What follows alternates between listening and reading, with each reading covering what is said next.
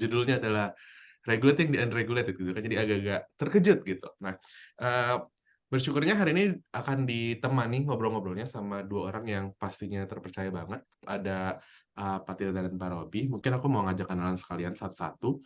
Mmm, Mungkin dari kata depannya dulu kali ya, yang nge-regulate gitu. Ada Kepala Biro Pembinaan dan Pengembangan Pasar Bapepti, Pak Tirta Karma Sanjaya. Halo Pak, apa kabar? Halo, selamat pagi Pak Billy. Halo, oke. Mungkin sambil kenalan Pak, boleh nggak sih cerita kayak, kenapa sih akhirnya di Bapepti itu ada, sebuah, departemen atau misalnya sebuah task force, untuk ngurusin per-blockchain-an dan gimana sih posisi regulator atau di kasus ini khususnya Bapepti ngelihat blockchain secara general? Mungkin itu dulu kali ya, Pak?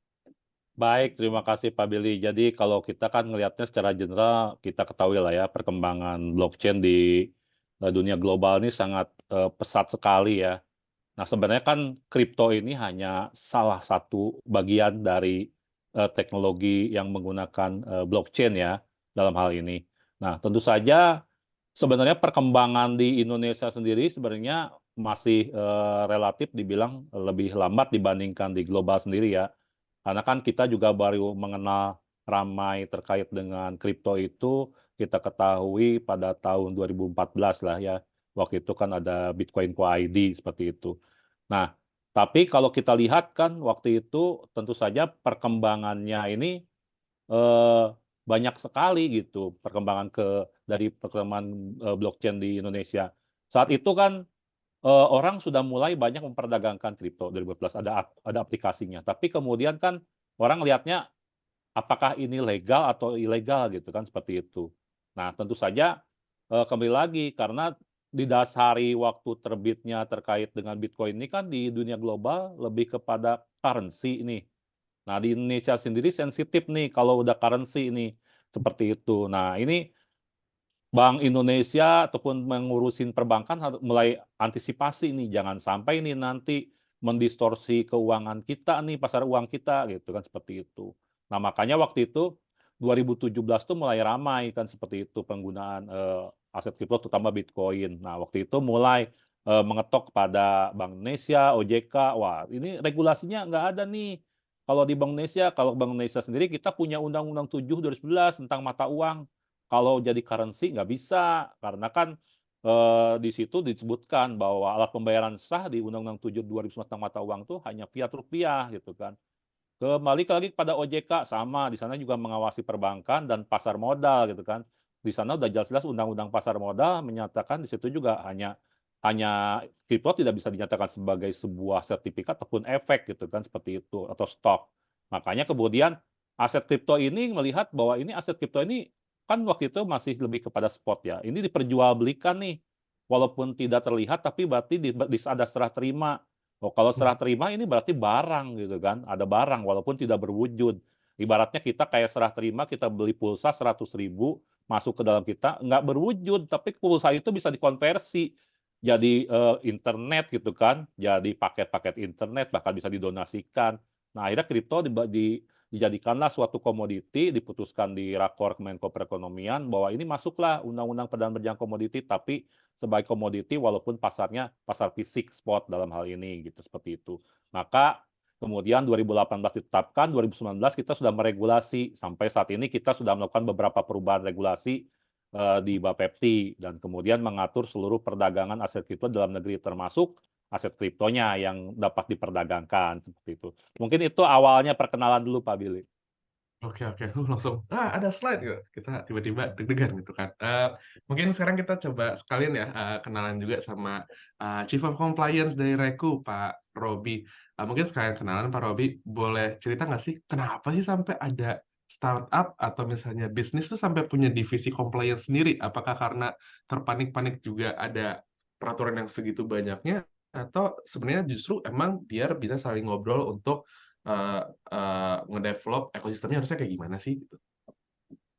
Oke, thank you Riko. Selamat pagi Pak Tirta. Izin untuk Pagi Pak menyampaikan Robi. ke teman-teman. Jadi sebenarnya divisi compliance ini berfungsi untuk sebagai jembatan dari sebuah perusahaan dengan regulator. Karena di perusahaan sendiri kita bisa dikatakan setiap bulan wajib membuat pelaporan terhadap seluruh transaksi yang terjadi, bagaimana pengamanannya, baik dalam hal comply terhadap aturan yang ada ataupun terhadap pemantauan pencucian uang di negara Indonesia. Jadi kita wajib melakukan semua evaluasi terkait apa sih yang telah diatur sehingga kita membutuhkan divisi yang namanya compliance atau kepatuhan ini. Jadi bagi kami adalah perusahaan selalu membuat laporan rutin kepada Bapepti bagaimana perkembangan industri yang sedang berkembang saat ini, kemudian apa-apa saja isu yang berkembang saat ini, dan bagaimana melakukan penanganannya. Memang agak sedikit membingungkan teman-teman di project. Ini adalah sesuatu yang tidak ingin diregulasi tapi diregulasi. Tapi sebenarnya inilah kita hidup bernegara. Jadi jikalau kita ingin bernegara ya kita harus punya aturan yang berlaku. Sehingga teman-teman wajib melakukan kegiatan-kegiatan bagi di perusahaan yang telah mendapatkan license. Sehingga semua tercatat dengan baik, semua diatur dengan baik, teman-teman tidak perlu kucing-kucingan, karena pemerintah juga memberikan aturan yang mengikuti perkembangan kok, bukannya kaku banget kok. Hari ini bisa dikatakan Indonesia punya aturan yang cukup komplit dalam hal spot dan kemungkinan ke depan akan dibuka lagi dengan yang lain-lainnya. Mungkin itu sih dulu, Riko. Thank you. Oke.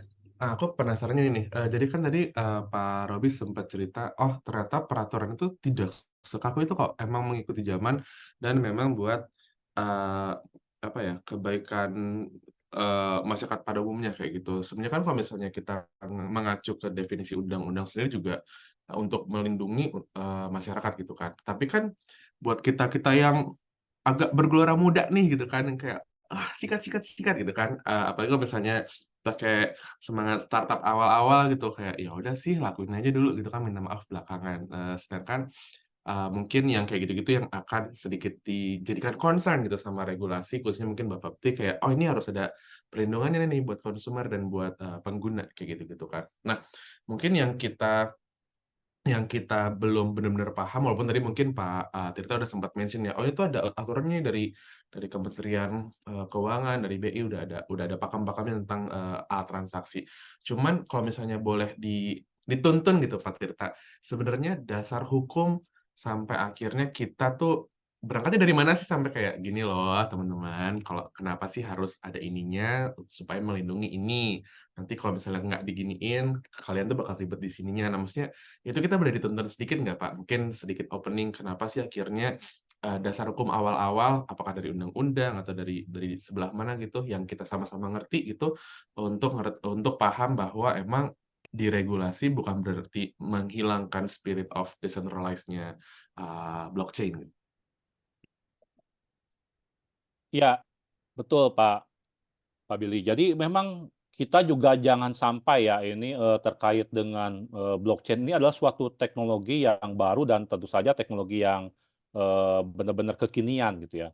Jangan sampai kemudian ketika kita meregulasi itu kemudian over-regulated gitu.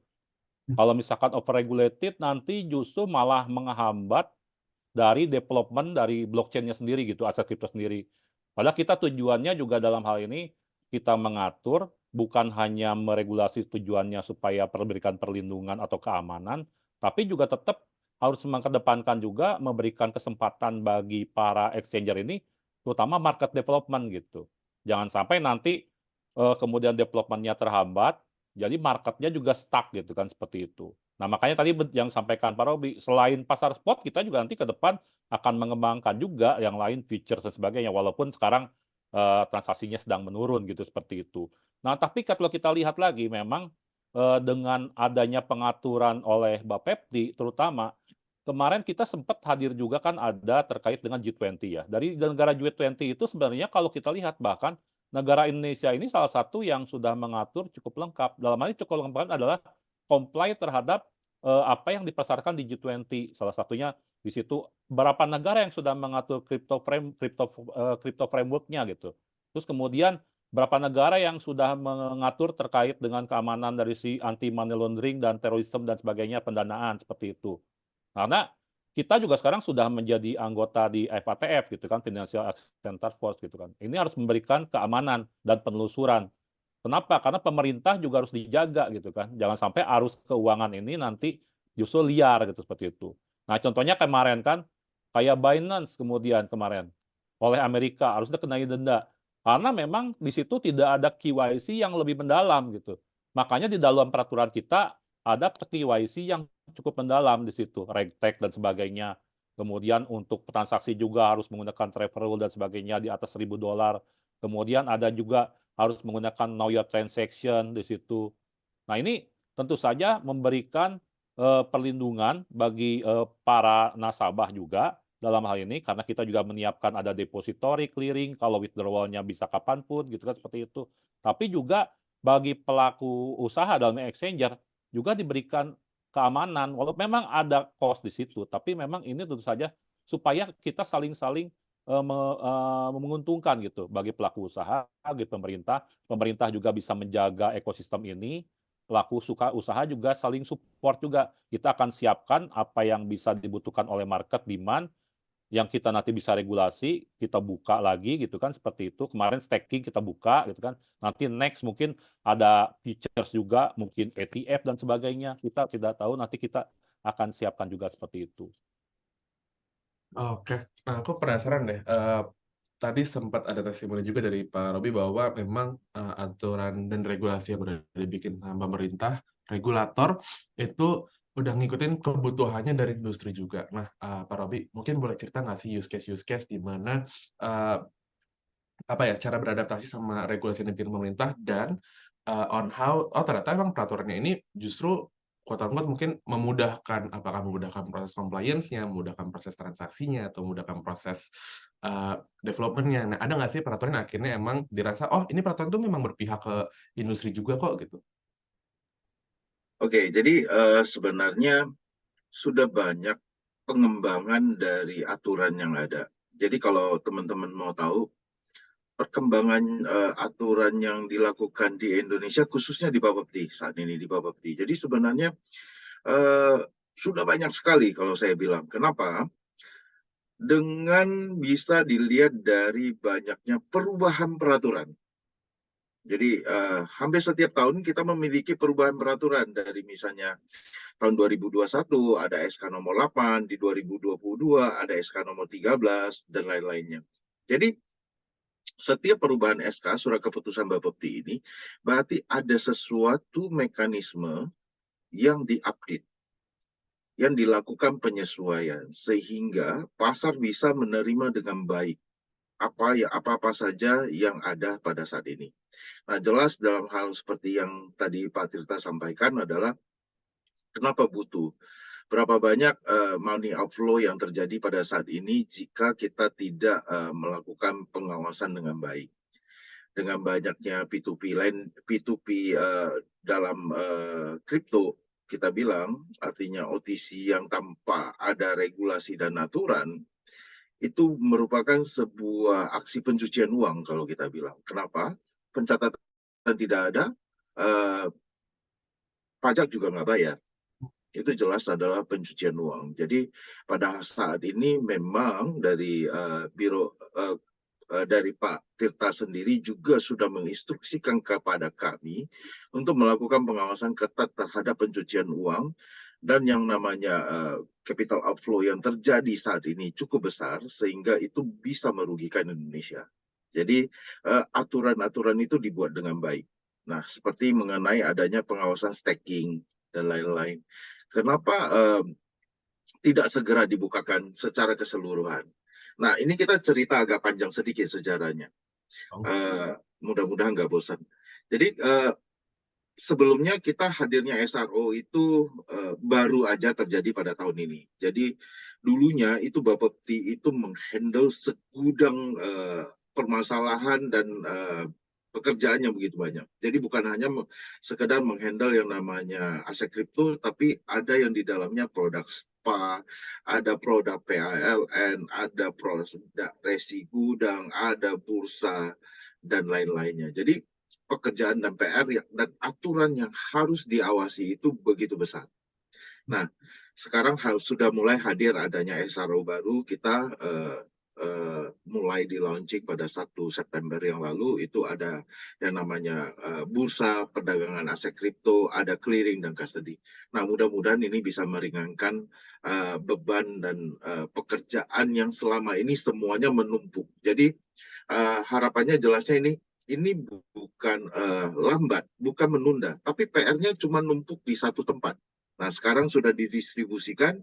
Mudah-mudahan segala aturan yang baru, yang baik dan menguntungkan buat masyarakat pengguna itu akan segera terlaksana. Mungkin seperti itu, Riko. Oke. Ini aku mau nanya kedua-duanya nih, ke Pak Robi dan Pak Tirta. Mungkin kan ternyata perkembangan peraturan juga setiap tahun ada refreshment lah istilahnya gitu. Terus aku ngerasa kalau misalnya dari diskusi ini juga terlihat Bapak Pepti sebenarnya open aja for any recommendation dari industri. Nah, buat yang nggak tahu nih gitu, atau misalnya buat kita yang mungkin baru mulai atau kayak bahkan mungkin udah punya komunitasnya gitu, gimana sih caranya supaya kita bisa ikutan terlibat nih mungkin dalam diskusi kayak regulasi kayaknya gini deh, atau misalnya ada tesnya dulu kah atau gimana, jadi supaya uh, ada rasa ownership gitu kali ya terhadap regulasi yang mungkin in the future di masa depan bakal dibikin juga, apakah emang dari tentang SRO-nya atau nanti dari Bapepti atau mungkin nanti in the future juga OJK join the game gitu kan. Nah, maksudnya ada nggak sih ruang buat kita untuk ikutan berdiskusi atau mungkin untuk ngasih pendapat lah ya tentang regulasi atau rancangan regulasi yang mungkin akan dibuat dari Pak Robi atau dari Pak Tirta ya? Dari saya dulu atau gimana, Pak Robi? Dari Pak Tirta dulu boleh. Ya, oke. Saya kira kalau ruang itu sangat-sangat ada ya. Kita sangat-sangat terbuka sekali ya. Jadi dalam hal ini kan tentu saja, dalam hal ini kita sering juga melakukan kerjasama dengan asosiasi ya. Dalam hal ini kan ada Aspakrindo. Dulu mungkin sebelum Aspakrindo itu dulu juga ada Asosiasi Blockchain Indonesia. Nah itu kan dia lebih luas, termasuk juga mencakup istilahnya termasuk untuk terkait dengan aset-aset kripto itu developer-developer masuk ke situ juga, termasuk giat-giat blockchain lainnya pun masuk di ABI gitu, seperti itu. Nah, kalau kita lihat sebenarnya Bapepti juga sering melakukan bekerjasama dengan asosiasi untuk terkait dengan edukasi. Nah, di sini pun kita biasanya banyak menampung hal-hal dari para pegiat pencinta di kripto ini, masukan-masukan gitu. Nah, masukan-masukan ini sebenarnya sangat bermanfaat sekali ya untuk masuk. Bahkan kita tahun lalu itu kita melakukan namanya bulan literasi kripto. Nah, bulan literasi kripto ini justru dimanfaatkan oleh para pelaku di sini exchanger bekerja sama dengan kampus, kemudian dengan pihak-pihak lain, itu seluruh masyarakat dan banyak masukan. Nah, jadi masukan-masukan ini saya kira nanti juga dalam ini kami kemarin juga bicara dengan sudah PKS dengan Aspakrindo, harapannya nanti asosiasi ini bisa juga lebih sering berhubungan dengan terutama masyarakat supaya bisa menampung hal-hal yang akan menjadi masukan bagi pelaku dalam ini exchanger. Karena kan dalam ini Bapepti itu hanya bisa menampung apa yang diinginkan oleh pasar gitu kan. Pasar ini ada di mana? Ada di exchanger. Exchanger ini adalah pedagang yang harus bisa mengadop semua keinginan pasar gitu. Jadi silakan nanti Aspakrindo itu ada masyarakat yang ingin memberikan masukan bisa langsung ke Aspakrindo, bisa juga di Bapepti kita ada media sosial Bapepti, ada Instagram atau ke Instagram saya juga. Kita bisa tampung, nanti kita bahas dengan di asosiasi dan nanti ke depan ini kita juga akan menetapkan namanya Komite Aset Kripto, karena sudah ada bursa terbentuk, kemarin kita ada Komite Aset Kripto, yang nanti anggotanya ada dari Bapepti, ada dari pelaku juga, asosiasi, exchanger kan, kemudian juga nanti kemudian ada pakar, akademisi, yang nanti bisa mewakili untuk masukan-masukan, kebijakan, termasuk juga penilaian aset kripto yang dapat didagangkan itu seperti apa, yang sehingga ini mengakomodir keinginan pasar, demand, pegiat, dan kemudian para istilahnya developer dan sebagainya yang di dalam aset kripto ini termasuk di blockchain seperti itu. Gitu Pak Riko. Oke, berarti sebenarnya ruang dan akses untuk ikutan join sama mungkin on how regulator jadi bisa update sama speed teknologi blockchain lagi ya. Blockchain kayak tiap detiknya ada aja update-nya gitu. Itu berarti ada bisa direpresentasikan sama teman-teman ya. Nah, kalau misalnya dari Pak Robi ngelihatnya gimana Pak? Maksudnya gimana sih caranya mungkin selain ikutan asosiasi gitu kan yang lumayan apa ya administratif lah gitu buat kita-kita nih yang gemarnya nge-tweet mulu gitu kan atau misalnya kayak misuh mulu. Nah, itu di mana sih Pak kita bisa bersuara supaya atau misalnya ada nggak sih fasilitas supaya kita bisa bersuara bareng selain mungkin ada Utopia juga, ada CoinFox juga gitu. Maksudnya anak-anak yang berapi-api ini kita ngomongnya ke siapa sih? Oke, saya hanya menambahkan dari apa yang sudah Pak Tirta sampaikan, banyak channelnya. Kalau pengaduan di Bapepti juga buka linknya untuk langsung melakukan pengaduan, itu satu. Kedua, Pak Tirta juga aktif banget di sosial media untuk lebih terjun lebih dekat dengan teman-teman. Mungkin saya ingin jualan sedikit untuk asosiasinya. Jadi izin Pak Tirta saya jualan sedikit. Jadi asosiasi itu di dalamnya telah terdiri dari beberapa wakil ketua yang membidangi. Jadi di situ ada wakil ketua untuk aset kriptonya, khusus untuk para pelaku usahanya. Kemudian ada wakil ketua untuk blockchain-nya, khusus para teman-teman pengembang dan developer yang ada di Indonesia dan punya entitas di Indonesia. Kemudian ada yang namanya wakil ketua untuk literasi dan edukasi, itu sudah ada juga. Kemudian yang menarik sekali adalah di dalamnya juga sudah ada yang namanya wakil ketua umum perlindungan customer. Jadi di sini sudah ada yang namanya 3 asosiasi yang sudah berusaha melebur dan melakukan kerjasama. Di sini ada yang namanya ABI dan Aspakrindo itu sudah melakukan peleburan. Kemudian ada yang namanya perjanjian kerjasama yang telah kita bentuk dengan ICCA.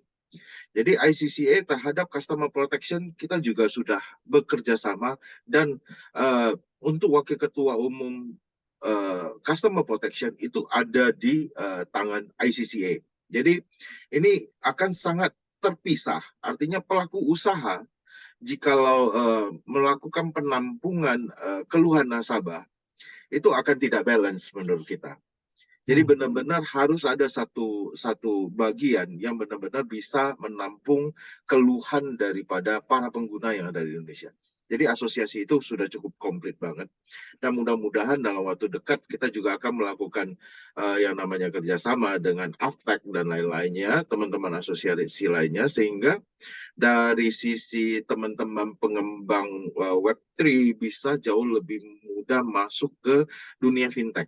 Dan itu sangat-sangat didukung oleh Pak Tirta dan Bapepti ya, khususnya Pak Tirta ya, dalam hal asosiasi untuk kerjasama ini, sehingga benar-benar para pengguna di Indonesia itu bisa memanfaatkan full fasilitas yang ada di kita-kita, baiknya khususnya di asosiasi. Seperti itu, Riko. Nih mungkin sebelum aku coba mengulik ke Q&A, oh ya buat teman-teman kalau misalnya ada pertanyaan, monggo ditanyakan di Q&A biar kita bisa monitor dengan lebih baik ya. Cuman kalau misalnya aku mau coba menyimpulkan gitu, sebenarnya in a nutshell, ini ke Pak Robi sih mungkin ya. In a nutshell, kita sebagai pelaku baik kripto ataupun blockchain, mungkin kripto pada khususnya gitu ya di sesi ini. Kalau misalnya ada segudang peraturan utama yang kita harus tahu apa aja sih, kayak misalnya perhatiin jangan ada cuci uang, terus habis itu data harus gimana gitu. Maksudnya kayak ada nggak sih kayak in nutshell top 3 atau misalnya top 5 kayak pokoknya ini dikerjain aman dah walaupun ada peraturan gitu. Ada nggak sih Pak? Sebenarnya yang paling penting itu adalah ketika pertama mengatur itu adalah supaya menjaga keamanan ini kan kita mau menyiapkan dulu terutama dari sisi pelaku yang akan memperdagangkannya ya. Maka supaya mengamankan itu adalah kami pertama adalah memfilter dulu, memberikan syarat dulu untuk para pedagangnya. Dalam ini seperti perusahaannya Pak Robi ini, Reku nih kan. Kita Hmm. berikan syarat dulu nih, untuk menjadi pedagang itu kan ini kripto ini high risk ya, volatilitasnya tinggi. Tentu saja kalau menyimpan aset kripto ini kan juga harus benar-benar aman. Maka harus Hmm. menyiapkan perangkat keras yang harus memadai. Nah, dalam hal ini makanya syarat-syarat yang pertama adalah bagi pedagangnya dulu. Pertama, misalkan dari sisi sistemnya dulu, servernya harus ada di Indonesia gitu kan. Kemudian harus ada di RC-nya, di Social Recovery Center-nya. Kemudian SDM-nya, itu harus ada yang CSSP, Security Professional. Kemudian sekarang sudah ada lagi harus ISO 27001. Jadi itu udah harus Information Technology Management System, termasuk 27017, 18, nah, dan Cloud Security dan Cloud Privacy seperti itu. Nah, apalagi sih untuk mengamankannya, jangan sampai pedagang juga dalam hal ini ketika melakukan aktivitas, kemudian seperti kayak case Binance kemarin gitu kan, ternyata banyak konsumen masuk, konsumen juga harus difilter nih, jangan-jangan nanti banyak yang konsumen nakal gitu kan. Jadi Hmm. bukan hanya oknum pelaku saja yang nakal gitu, kejadian, kita masih bisa jadi seperti itu. Konsumen pun bisa aja konsumen melakukan hal-hal yang ini, kan konsumen banyak juga yang jago teknologi dan sebagainya, seperti itu. Maka konsumen pun harus difilter. Saat ini kan Dukcapil sudah menyediakan data, yang sudah sangat baik di Indonesia, sehingga semuanya bisa terdeteksi melalui NIK-nya. Maka kita harus menggunakan KYC dalam ini, supaya benar-benar bisa tertelusur due diligence di situ. Dilengkapi lagi bahkan dengan KYT dan sebagainya, knowledge retention, sehingga bisa telusur transaksinya seperti itu. Sehingga dengan tertelusur transaksinya, maka ini pun juga memudahkan kerjasama dengan PPATK. Karena kan PPATK pun sekarang konsen sekali terkait dengan pencucian uang. Maka kita pun sebagai bagian anggota PPATK harus comply terhadap ketentuan tersebut. Nah itulah makanya kita harus menyiapkan hal-hal tersebut, Pak Riko. Oke, oke. Eh, Tadi aku mau nanya satu hal, mungkin ini terdengar takutnya pertanyaan bodoh, tapi ya berani aja lah nanya ya. Em, kan yang aku paham dari dunia per blockchain adalah how decentralized it is gitu. Nah, jika eh, servernya di Indonesia, apakah masih ada semangat decentralized-nya atau justru emang ada perhitungan sendiri atau pertimbangan sendiri kenapa sih servernya harus di Indonesia, dan mungkinkah itu tetap dilakukan server di Indonesia tapi uh, spirit of decentralized-nya, spirit of apa ya, keamanan dan privasinya itu tetap terjaga. Itu mungkin terjadi nggak ya, Pak Tirta, atau dari Pak Robi ada pendapat? Ya, mungkin nanti bisa ditambahkan Pak Robi ya. Sebenarnya kan kita juga yang penyedia server sebenarnya ini juga global ya. Kita ketahui lah banyak penyedianya yang paling besar adalah Amazon lah ya, AWS ya di sini ya. Kita tahu semua juga exchange rata-rata menggunakan itu. Tapi kan ada yang di Indonesianya gitu kan, ada di sini gitu kan. Bukan apa-apa sebenarnya kan datanya lebih mudah kalau misalkan ada di sini. Itu salah satu untuk keamanan gitu seperti itu.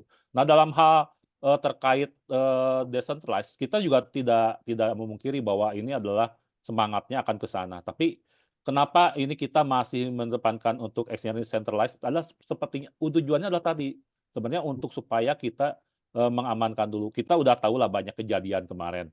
Binance oke kemarin seperti itu, tapi masih survive karena memang masih punya aset yang cukup besar di dalamnya. Jadi seperti luar biasa lah sebagai bank run deh, seperti itu.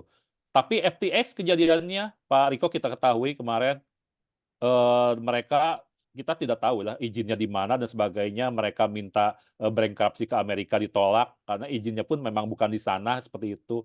Kemudian, asetnya lari kemana kemari. Nah, kalau di sini kan kita kalau misalkan ini, kita selalu dilaporkan harian, Pak Riko. Pak Robi ini selalu melaporkan laporan keuangannya harian.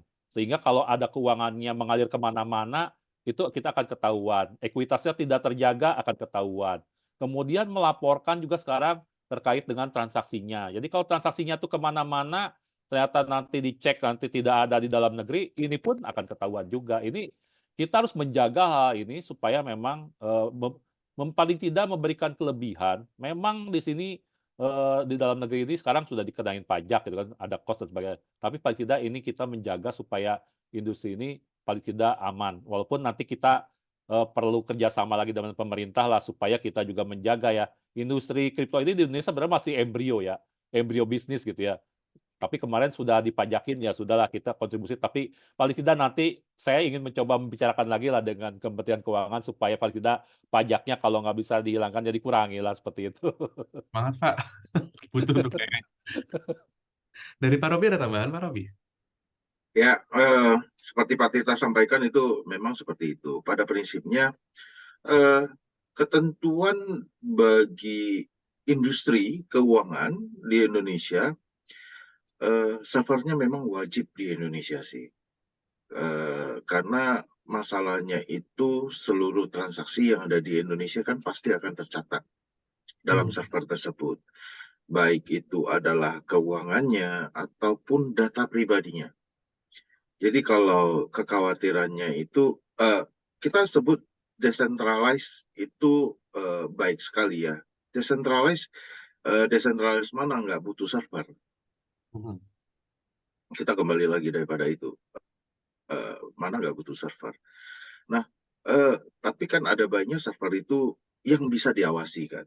Jika teman-teman kita saat ini kan istilahnya punya aturan dari Bapepti bikin aturan A to Z misalnya. Tapi servernya ada di luar negeri. Begitu ada permasalahan, bagaimana Bapepti harus koneksi di luar negeri dulu untuk melakukan penyidikan dan penyelidikan terhadap kasus yang terjadi dan lain-lainnya. Tapi jika servernya ada di Indonesia, maka dengan semudah itu pemerintah bisa mencampur tangan untuk melakukan pengawasan dan lain-lainnya. Jadi itu baik sekali buat kita di Indonesia, sehingga data-data kita nggak bocor di luar dan lain-lain. Kita nggak tahu karena ini prosesnya cukup panjang.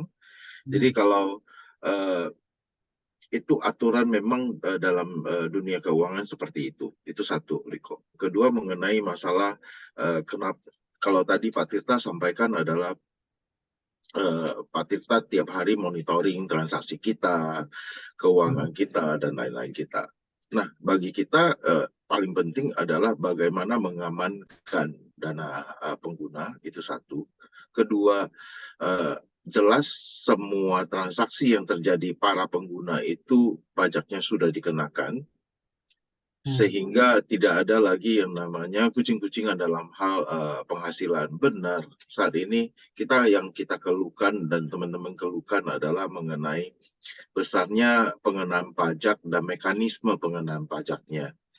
Sehingga tidak dipungkiri selain market juga turun, kondisi market global turun, tapi kondisi transaksi di Indonesia juga jauh lebih turun karena adanya pengenaan tax tersebut. Tapi harapannya seperti Pak Tirta sudah sampaikan juga akan bersama-sama dengan kita untuk meminta untuk ditinjau kembali terkait pengenaan pajak tersebut. Nah, yang paling penting adalah terkait pelindungan kenapa desentralisasi ini harus centralized dan semuanya kelihatan seperti diatur, sebenarnya kita lagi melindungi rumah kita sendiri. Kita nggak sebut untuk melindungi Indonesia karena terlalu besar dan kekuatan kita juga nggak cukup, tapi kita melindungi kekuatan untuk rumah kita sendiri. Pengontrolan bagaimana terjadinya jikalau dana teroris masuk ke Indonesia. Itu penting sekali. Sehingga kita melindungi rumah kita sendiri sebenarnya. Jadi bentuk pengawasan ini adalah sebenarnya baik buat diri kita sendiri. Bagaimana kalau misalnya kita tidak melakukan pengawasan dan penindakan terhadap pedagang ilegal yang bisa menyentuh rupiah kita, terus dananya masuk ke Indonesia dan untuk melakukan tindakan teroris dan pencucian uang di Indonesia.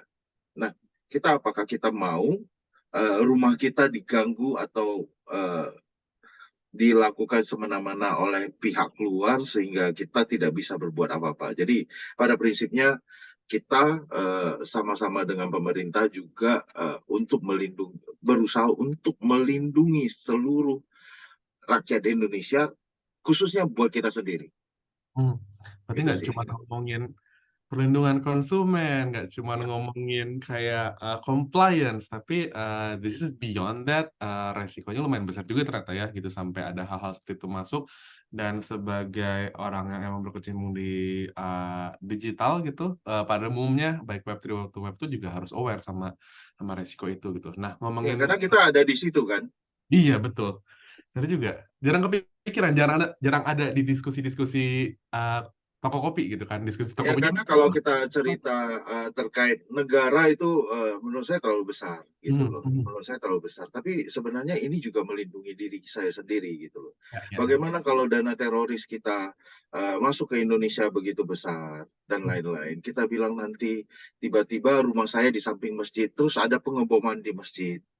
Terus rumah saya di samping gereja, ada pengeboman di gereja, ataupun di wihara ada pengeboman. Nah, Hmm. itu apakah kita nyaman ada di lingkungan kita sendiri dulu? Itu dulu. Jadi dana teroris itu tidak bisa kita pungkiri, begitu besar aliran yang terjadi. Setiap ada kelalaian ataupun kita tidak siap, maka dana-dana tersebut akan segera mengalir di tempat kita karena kita membuka gerbang gitu loh jadinya. Jadi ada baiknya inilah kita sama-sama melindungi diri kita sendiri. Kita nggak cerita melindungi negara dulu, kita lindungi diri kita sendiri dulu. Kalau diri sendiri kita udah terlindungi, baru kita pikirkan negara. Seperti itu, Riko. Aku pengen nanya yang serius tapi record nih ternyata. Nggak Nanti apa-apa. kapan-kapan kita nongkrong ya Mas? Ya, Penasaran nih kayak ada kasus atau enggak. Tapi oke. Kalau kasusnya agak-agak serem ya. Cuman penasaran, tadi ngomongin melindungi rumah sendiri gitu. Kayaknya aku mau coba ke Pak Tirta juga nih. Selain dari tentang yang ngelindungin rumah sendiri dari dana-dana yang berbahaya gitu kan. Uh, ada pertanyaan dari teman-teman yang agak anonimus nih. Nih anak-anak blockchain itu senangnya anonimus semua deh. Kedepannya apakah memungkinkan jika dari sorry. Oh yang ini dulu. Ini ngomongin tentang talent ya. Tadi kayaknya mana yang ada talentnya ya? Oh ini oke. Sip. Dari Anonymous Attendee, tentu saja semuanya anonymous. Apakah bagian dari regulasi kedepannya akan memberikan perlindungan atau dukungan terhadap proses pengembangan teknologi blockchain dari dalam negeri?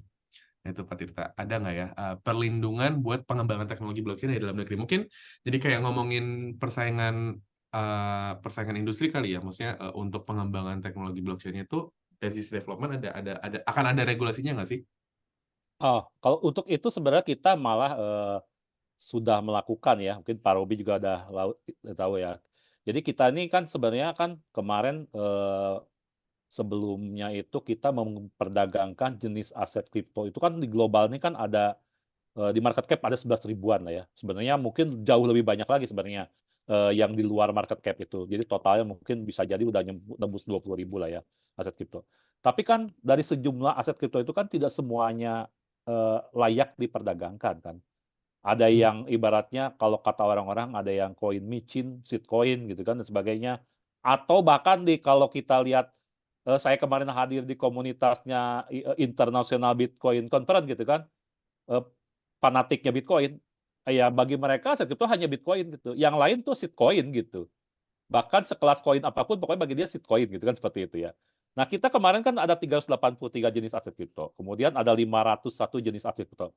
Nah, kita ini sebenarnya sudah memberikan salah satunya itu perlindungan bagi para pengembang blockchain dalam negeri, salah satunya developer aset kripto yang dalam negeri. Nah, di dalamnya kemarin 383 aset kripto itu baru cuman ada 10 nih koin lokal nih. Saya sempat kemarin, aduh masa koin lokal nggak ada sih, mas penggiat ini gitu kan. Akhirnya kemarin di 501 ini udah mulai banyak nih, naik nih jadi 32 nih jenis aset kripto lokal. Nah, salah satunya kita memberikan kriteria-kriteria yang istilahnya menyesuaikan dengan kondisi dari aset kripto lokal sebagai embrio. Nah, ini salah satu bentuk perlindungan supaya aset kripto lokal ini juga mulai bangkit gitu kan, memberikan istilahnya insentif lah bagi para developer lokal itu supaya lebih maju dan mau untuk mengembangkan industri di blockchain ini Web3 ini seperti itu. Nah, ini salah satu bentuk. Lalu kemudian bagaimana lagi dengan blockchain-nya yang keseluruhan gitu kan.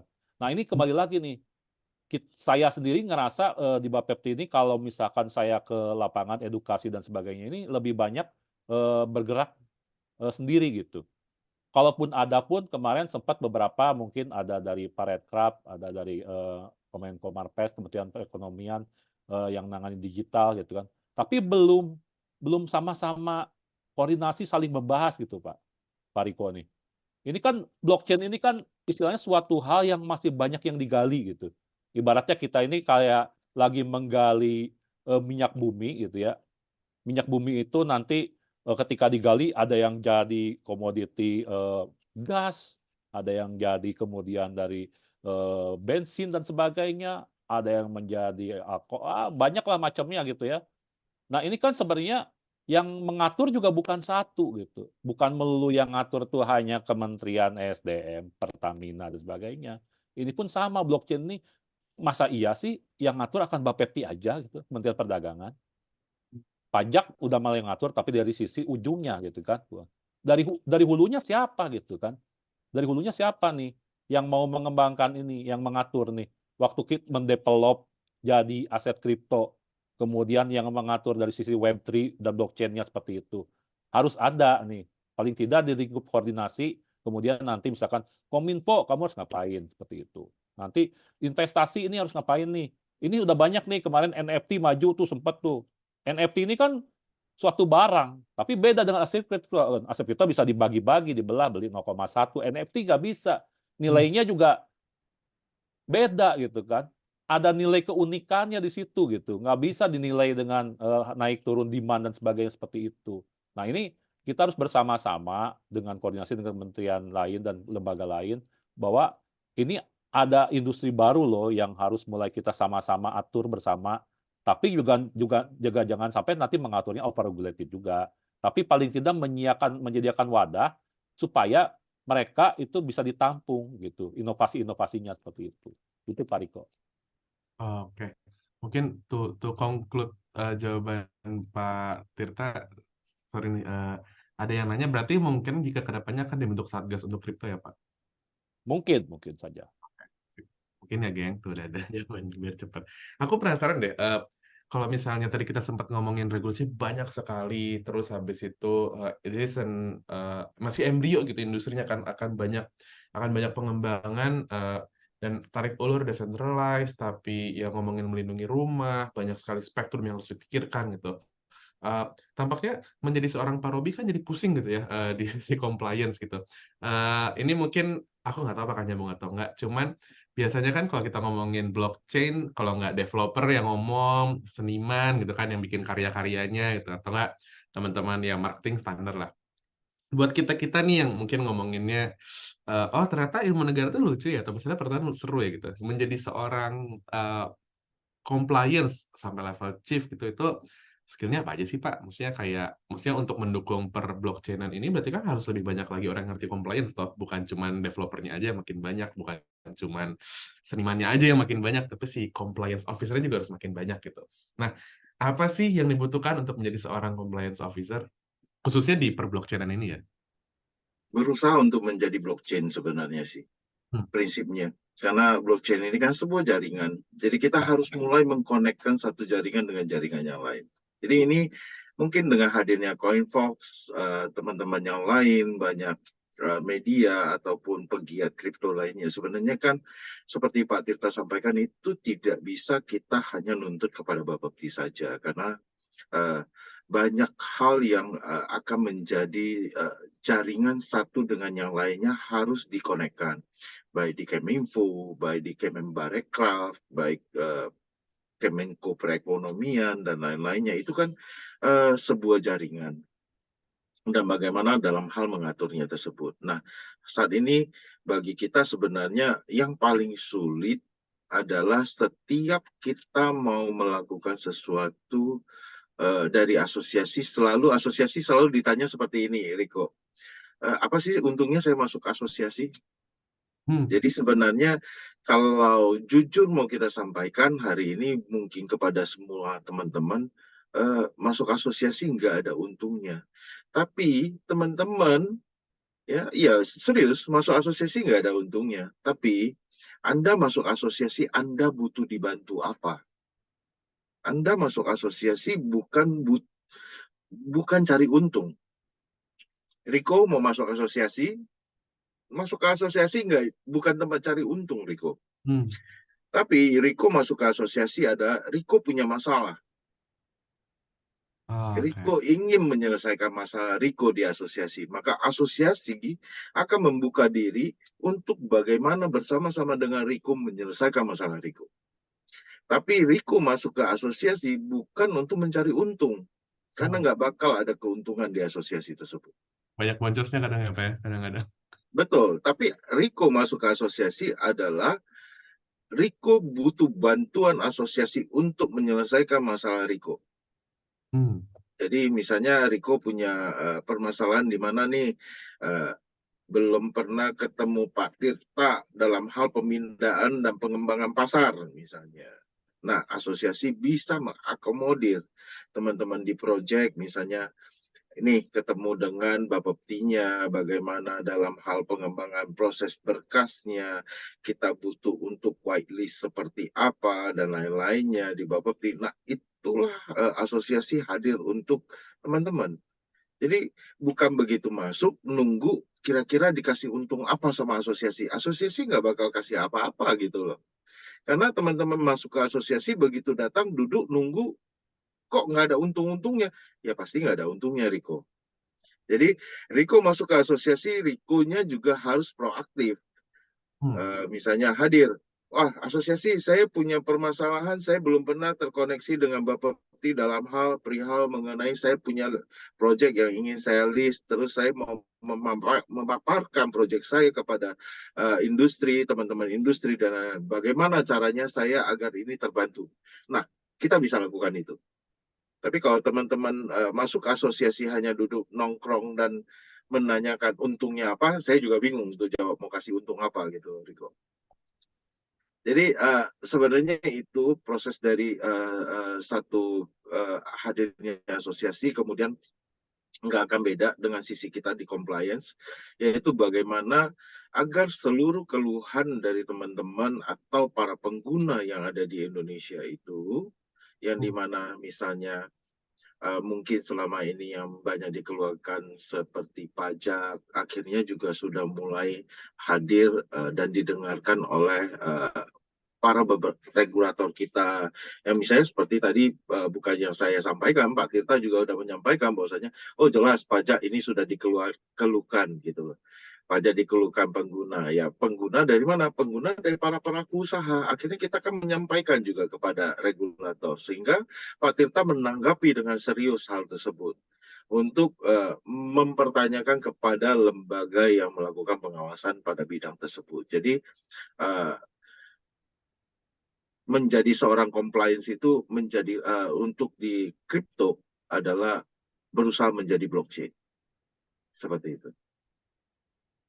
Berat ya? Gue kira tadi pertanyaan gampang, ternyata berat sekali. Oke, anyway ini ada satu Q&A menurutku lumayan menarik juga. Dari Eric. Aku nanya ke siapa nih ya? Mungkin nanti kalau yang ada relevan bisa dijawab ya Pak. Pak, kebetulan Eric adalah seorang trader.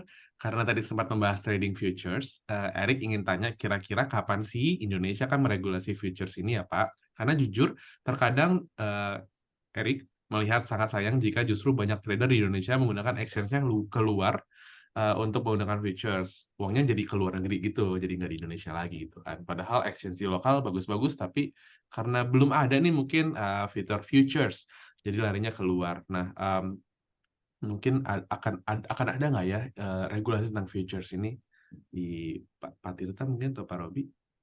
Ya, baik. Ini kalau ditanya akankah ada gitu kan?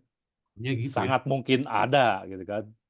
Karena ini tentu saja ini adalah tujuannya adalah untuk membuat market ini juga semakin menarik ya di Indonesia ya.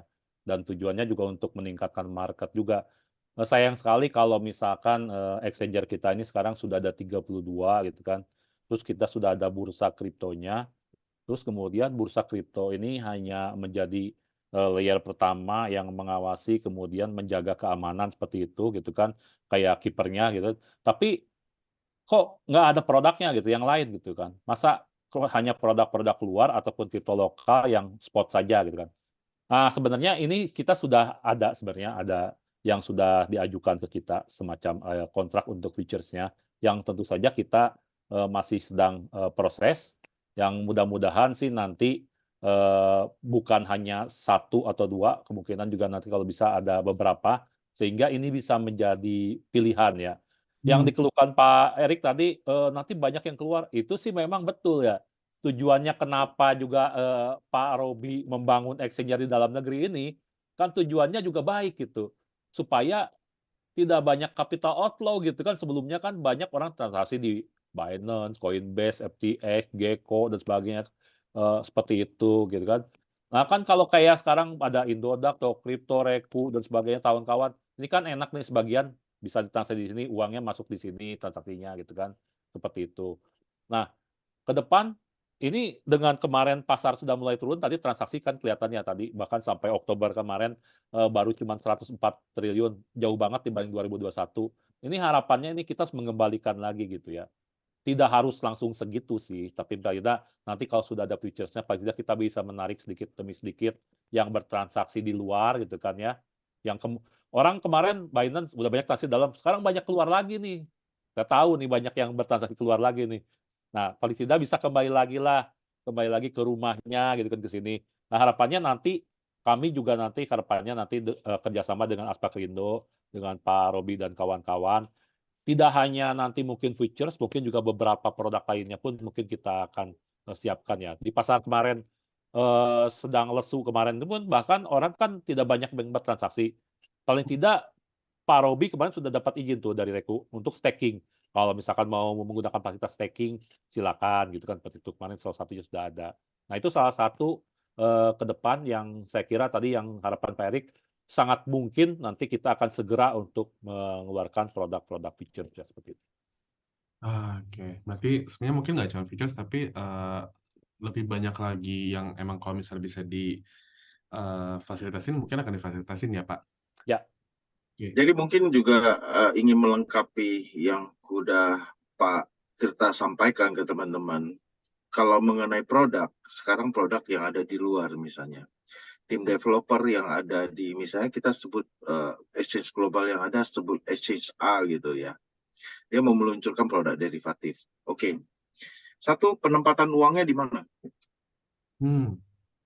Apakah teman-teman tahu? Dua, penempatan asetnya di mana? Kemudian derivatif, order yang di-fight itu dengan order siapa?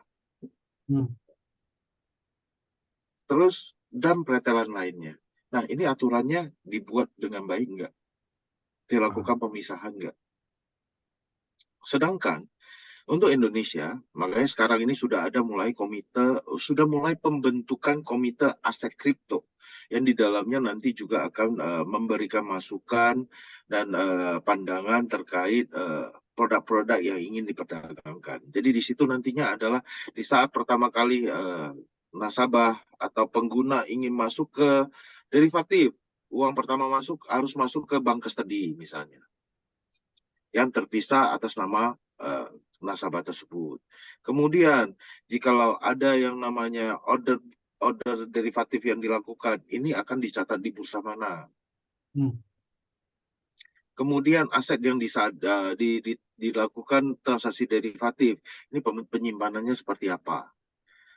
Jadi tidak ditempatkan di satu tempat lagi gitu loh. Misalnya kita bilang exchange global, teman-teman tahu nggak penempatannya di mana? Dan kemudian ordernya fight dengan siapa?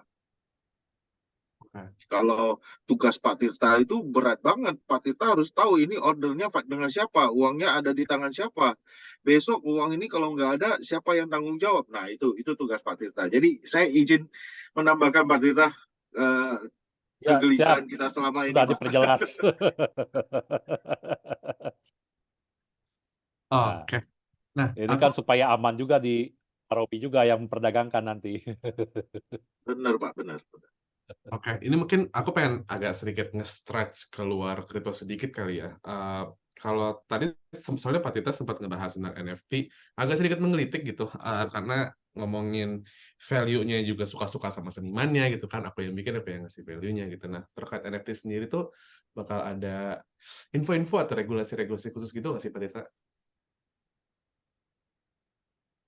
sorry keputus tadi Pak terkait Riko, bisa diulang terkait Pak? NFT atau misalnya NFT atau misalnya itu kan sebuah itu kan mirip kayak brand karya seni gitu yang value ya Ya, ya. kuratornya kalau nggak si artisnya gitu. Tapi kan sebenarnya Hmm. bisa dibikin jadi nilai apa ya, bisa dibarter-barter juga gitu kan sama warga-warga gitu. Nah, melihat NFT ini kalau misalnya dari kacamata Bapti atau regulator pada umumnya itu ngelihat NFT bakal ada update apa sih Pak tentang terkait regulasi mungkin? Ya, ya baik. Kalau NFT sendiri kan kita ketahui sempat booming ya kemarin tuh terutama pada saat 2021 ya, pada saat kripto waktu itu juga semua lagi pada naik ya, all time high. Di Indonesia sendiri waktu itu juga sempat booming ya, ada Gozali Everyday kan seperti itu. Nah sebenarnya kembali lagi kan kita lihat NFT sendiri itu ada dari sisi keunikan. Ada yang kemudian men-NFT-kan dari sisi karya-karya ya, karya musik, karya seni, lukis dan sebagainya gitu kan di NFT-kan. Nah ini juga jangan sampai gitu ya nanti ketika yang menciptakan karya itu, tapi yang mengisu itu ternyata nanti bukan yang menciptakan karya, yang mengambil benefit jadinya siapa gitu kan seperti itu. Nah ini tentu saja harus ada langkah koordinasi tadi Pak Riko dengan kementerian-kementerian lain, terutama dalam ini misalkan terkait dengan hasil karya seni nih, kreativitas, apakah ini nanti juga dengan Parekraf seperti itu. Karena kan kalau misalkan Bapepti saja, kalau kita ketahui Bapepti ini kan di bawah Kementerian Perdagangan ya. Kementerian Perdagangan ini pasti ngaturnya adalah barang-barang yang sudah akan diperdagangkan gitu. Bukan yang barang lagi diproduksi gitu kan seperti itu. Jadi kayak kita nanganin perdagangan ekspor impor, misalkan perdagangannya kemudian perdagangan beras, jagung, ya itu beras jagung yang sudah ada dimasuk di pasar ke pedagang gitu atau di bursa gitu kan. Bukan beras jagung yang masih di sawah gitu kan. Produksinya masih diatur oleh Kementerian Pertanian. Nah, ketika memproduksi NFT ini siapa sih? Makanya di peraturan Bapepti kita ini, Pak Riko, kita tidak mengatur terkait dengan juga ICO dan ITO. Jadi Hmm. initial coin offering dan initial token offering itu kita nggak atur di situ. Kita hanya mengatur koin yang dapat diperdagangkan itu bukan dari nilainya, tapi dari koinnya yang waktu di-develop itu dilihat dinilai dari white paper-nya. Jadi Bapepti ini kemudian bekerjasama dengan para pedagang ini yang menilai saat ini, itu menilai dari white paper-nya nih. White paper seperti apa nih? Apakah benar nih pengembangan seperti apa, proyeknya seperti apa, di blockchain apa, seperti itu. Jadi NFT ke depan memungkinkan sih sebenarnya nanti diatur, tapi itu tentu saja harus ada lingkup koordinasi siapa sih nanti yang bisa istilahnya menaungi mereka dari sisi ketika penciptaan NFT-nya seperti itu. Termasuk bukan NFT saja sebenarnya, termasuk penciptaan aset-aset kripto lokal pun nanti harusnya ada yang bisa menaunginya seperti itu. Oke, Sip, thank you Pak. Ini ada satu pertanyaan dari Q&A juga, Anonymous. Kripto punya irisan yang cukup luas dengan dunia finance. Apakah ada langkah-langkah dari regulator untuk membangun literasi keuangan Indonesia yang lebih baik, mengingat tingkat inklusivitas keuangan di Indonesia udah cukup baik? Nah, akan ada ini nggak sih bangun literasi? Maksudnya, apakah akan join force? Apakah ini akan kayak dua campaign yang berbeda gitu kan? Kripto ya kripto, rupiah ya rupiah gitu, atau gimana sih Pak bakal integrasinya mungkin Ya, dengan ya. keuangan yang lain?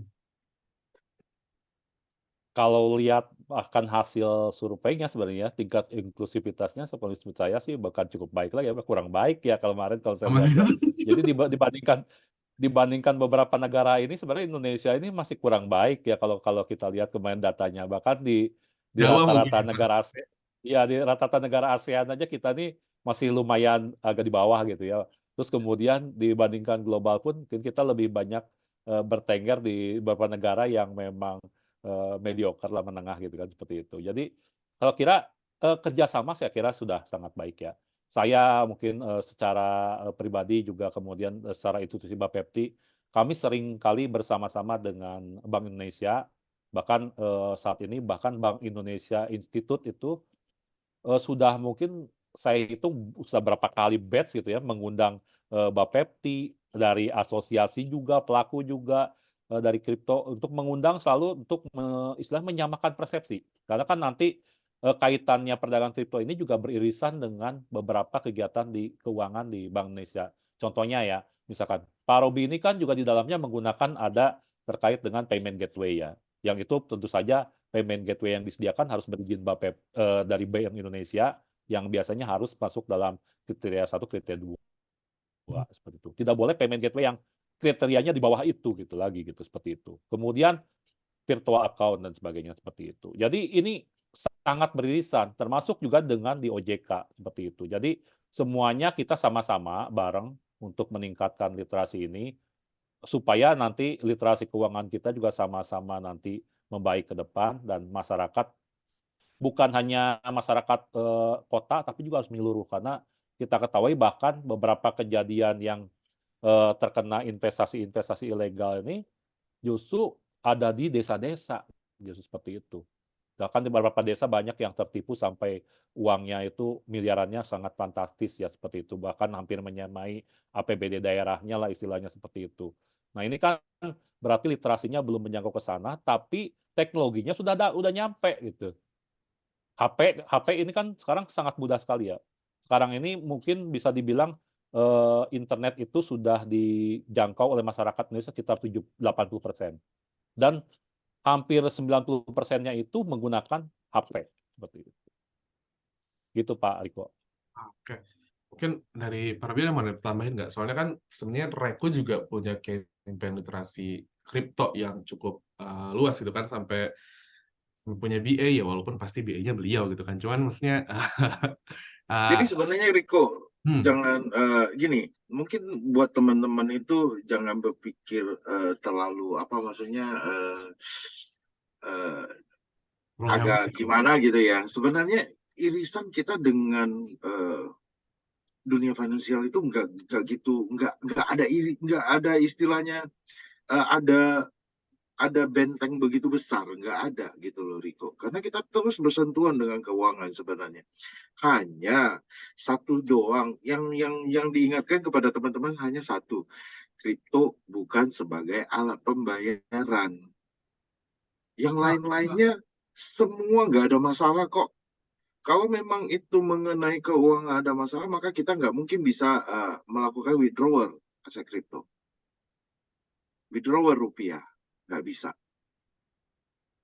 Tapi Jadi teman-teman, gimana? Ya. Maksudnya sorry, agak awal nih pertanyaanku. Bukan alat pembayaran, tapi bisa jadi alat tukar nggak sih? Nah, alat tukar kan kembali lagi mekanisme yang dilakukan kalau misalnya alat tukar sebenarnya dalam gambaran itu bukan menjadi masalah yang begitu besar. Tapi hal ini kan aturan mainnya sebagai alat tukar seperti apa gitu loh. Sebenarnya alat tukar, alat pembayaran itu kalau mau kita dalam bahasakan kan sebenarnya juga agak unik ya, Riko ya. Karena gini loh, e-wallet itu gimana? Kan juga rupiah yang didigitalkan kan istilahnya. Nah hanya dalam hal ini pengembangannya mau sudah seperti apa, karena pada saat sisi dalam hal pertukaran itu selisih kursnya mau seperti apa.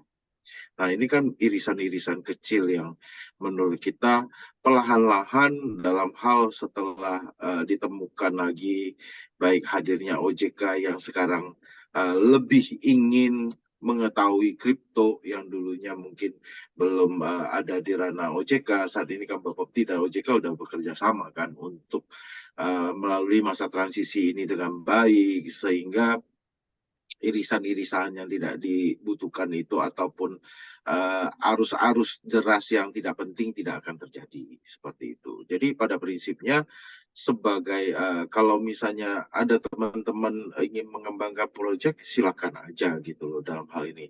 Yang paling penting jangan jadikan aset kripto sebagai alat pembayaran. Nah itu salah karena Indonesia hanya menerima rupiah sebagai alat pembayaran. Yang lain-lainnya silakan kembangkan proyeknya mau seperti apa. Mungkin seperti itu. Tapi detailnya Pak Tirta mungkin bisa lebih detail sih. Tapi menurut saya tidak ada irisan sama sekali sih di saat ini. Sip, oke. Nah, ini menuju penghujung sesi ini. Sayang banget dulu Pak masih pengen ngobrol. Nanti habis ini kita ngobrol-ngobrol yang agak lebih kasus kali ya Pak. Penasaran deh yang dana-dana tadi. Tapi to close this gitu, masih terkait tentang regulating the unregulated dari Pak Tirta sama Pak Robi. Pak Tirta dulu kali ya gantian. ada nggak apa namanya ya pesan-pesan mungkin buat teman-teman baik pelaku ataupun khususnya pelaku kali ya yang sering kali bergosip gitu kan di coffee shop terdekat terkait tentang peraturan-peraturan ini, ada nggak pesan-pesan buat teman-teman pelaku terkait compliance kah atau semangatnya untuk ngejagain dan menjaga rumah kita? Ya, saya kira sih pesan-pesan untuk para pelaku terutama di kripto ini ya. Pada prinsipnya Bapepti akan selalu istilahnya mengembangkan regulasi dalam hal ini yang mencoba selalu meng-catch up dari perkembangan teknologi yang ada saat ini ya. Karena kita tahu blockchain ini juga perkembangannya sangat pesat. Aset kripto pun kita lihat di kemarin mungkin kita masih hanya di spot, sekarang demand-nya sudah mulai ke arah futures, bahkan nanti ke depan bisa jadi nanti hal-hal lain ya. Nah, ini tentu saja kami mengharapkan kepada para pelaku dalam ini exchanger dalam ini untuk selalu comply terhadap ketentuan yang saat ini sudah ada, dan kemarin juga kita sudah koordinasi dengan Pak Robi dan asosiasi. Bila mana nanti ada ketentuan-ketentuan yang dirasa ini memang terlalu ketat mengikat pun gitu, memang kita harus diskusikan, maka mari kita diskusikan dan kemudian sambil nanti perubahannya itu juga mengakomodir beberapa perubahan-perubahan yang mungkin yang belum terakomodir justru yang baru untuk mengakomodir dari sisi market development-nya para pelaku dalam hal ini yang ada di Bapepti, nah, Pak Robi dan kawan-kawan. Termasuk juga harapannya ini juga termasuk beberapa pegiat nih di bidang blockchain kripto. Mari bersama-sama juga nanti dalam hal ini mungkin bisa lebih kepada dengan asosiasi, karena nanti asosiasi kan ini yang berhubungan dengan yang tahu pasarnya nih. Tentu saja apabila masyarakat di sini, investor ini tahu nih, saya ini pengennya begini nih, maka silakan diusulkan kepada Pak Robi dan kawan-kawan sebagai pedagang, supaya nanti platformnya juga menyesuaikan, menyediakan fitur apa yang diinginkan, yang nanti kalau misalkan, oh fiturnya ini sudah bisa diakomodir dalam peraturan Bapepti, kalau belum bisa diakomodir, maka kita pun bisa menyesuaikan juga seperti itu. Sepanjang itu masih comply terhadap ketentuan-ketentuan dari sisi keamanan, tidak keluar dari aturan anti money laundering dan sebagainya, termasuk juga tadi due diligence dan sebagainya seperti itu, yang tetap harus kita jaga. Begitu Siap. Pak Riko. Thank you Pak Tirta. Berarti nomor satu tetap keamanan ya. Pindah nih ke Ya. Pak Robi. Selain mungkin tentang compliance, mungkin juga gimana? Mungkin ada ajakan buat ikut berperan aktif nih untuk apa namanya? Untuk tetap bersuara dan ikutan apa ya? Intinya terlibatlah dalam pembuatan regulasi. Monggo Pak Robi. Oke, sebenarnya dalam hal ini teman-teman Coinfox dan Utopia dan lain-lain juga sudah sangat berperan aktif melakukan edukasi dan literasi ya. Dengan hadirnya Fogfest 2023 ini kan juga sebuah literasi yang nggak tanggung-tanggung. Saya juga mengikuti dari semalam pembahasan mengenai teknikal dan lain-lainnya yang mungkin sebagian itu berat buat saya sih. Maksudnya saya masih butuh belajar dari teman-teman developer yang ada. Harapannya adalah buat teman-teman yang di Indonesia yang mengembangkan dan menjalankan industri ini. Harapan kita adalah jangan hanya mengeluh, gitu loh. Karena mengeluh oke, tapi berikan kita solusinya gitu loh. Misalnya saya bilang sama Pak Tirta, saya kepingin derivatif nih, tapi kan Pak Tirta juga tidak menjalankan itu hanya di satu derivatif project aja ya. Di Kementerian Perdagangan itu untuk komoditi itu ratusan ribu komoditi yang harus dijalankan loh gitu loh, bukan hanya untuk aset kripto doang. Kemudian, nah kalau kita datang hadir dengan Pak Tirta dan menyatakan Pak Tirta kita kepingin derivatif kok, tiba-tiba disunggah Pak Tirta jadi gitu loh. Itu hal yang nggak mungkin, Riko. Jadi kita harus hadir ke Pak Tirta adalah, Pak Tirta kami ingin menjalankan derivatif. Dari komite yang kami bentuk, maka kita akan ada step seperti ini, Pak. PTT-nya, peraturan tata tertibnya seperti apa, mekanisme transaksinya seperti apa, pelindungan hukum kepada nasabahnya seperti apa, penyelesaian dalam hukum dan lain-lainnya seperti apa. Nah, buat teman-teman developer itu kita harap juga seperti itu gitu loh. Misalnya hadir ke Coinvoke ataupun ke asosiasi dan lain-lainnya. Pak Robi, kami kenapa tidak didengarkan oleh Kominfo? Yang ingin teman-teman sampaikan itu bahannya apa gitu loh. Apa yang ingin didengarkan gitu loh. Tolong detailin misalnya. Oh, KBLI udah ada, tapi kenapa nggak ada perincian dan lain-lainnya? Nah, mau merincikan dan lain-lain, tolong juga sampaikan usulannya seperti apa.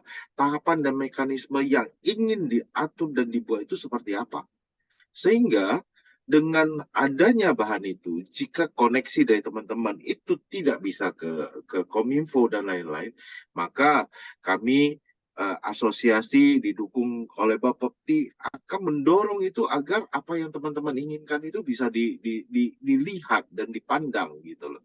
Jadi kita tidak boleh hanya mengeluh, tapi kita harus membuat konklusi yang baik, ya, membuat sebuah jawaban. Kira-kira Pak, keluhan kami ini, tapi permasalahannya bisa diselesaikan dengan A, B, C, D, dan E gitu loh.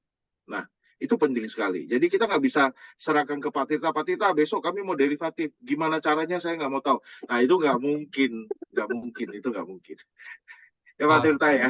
Iya, iya, betul. Alright. Sekali lagi thank you Pak Robi, Pak Tirta. Aku juga mau makasih buat teman-teman yang udah join standby. Mungkin ada yang baru hari ini, ada yang dari kemarin juga. Jangan lupa buat create Crystal Wallet-nya supaya teman-teman bisa juga claim digital certification. Detailnya ada di kolom chat. Selain itu juga mungkin aku mau bilang makasih buat para pendukung acara. Ada Bitget yang ternyata mau bagi-bagi hadiah juga nih. Ada hadiah utama 1 tiket pesawat PP Jakarta Seoul dari tanggal 1 Januari sampai 31 Maret 2024 untuk 1 pemenang. Dan hadiah total 100 USDT untuk 10 orang pemenang. Detail ada di kolom chat juga. Terus juga buat toko kripto yang kabarnya lagi ada fitur baru nih ya, Instant Trade. Di fitur ini teman-teman bisa langsung lebih cepat dan mudah untuk transaksi jual beli aset kriptonya. Bisa langsung cobain di aplikasi toko kripto. Nggak lupa juga buat MySkill yang hari ini ngasih kode khusus, kode kupon khusus buat teman-teman semua. Cobain lebih dari 1000 e-learning di MySkill dengan gunain kode promo FOXFest. Dan kalian bisa dapetin diskon 50% untuk 6 bulan. Berlakunya sampai tanggal 30 November.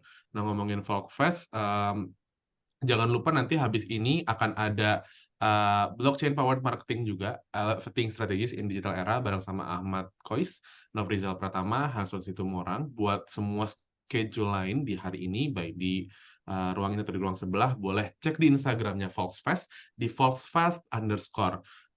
Sekali lagi jangan lupa cek kolom komentar untuk cari tahu gimana cara claim e-certificate teman-teman semua. Sekali lagi makasih buat para sponsor, nggak juga lupa buat makasih ke Pak Robi, ke Pak Tirta, ilmunya menyenangkan sekali. Salam kenal dari aku. Semoga bisa ngobrol-ngobrol lagi habis ini. Buat teman-teman juga have fun di rest of the session of Volksfest 2023. Balik lagi ke Rian. Thank you semua. Terima Thank kasih you Pak semua. Riko.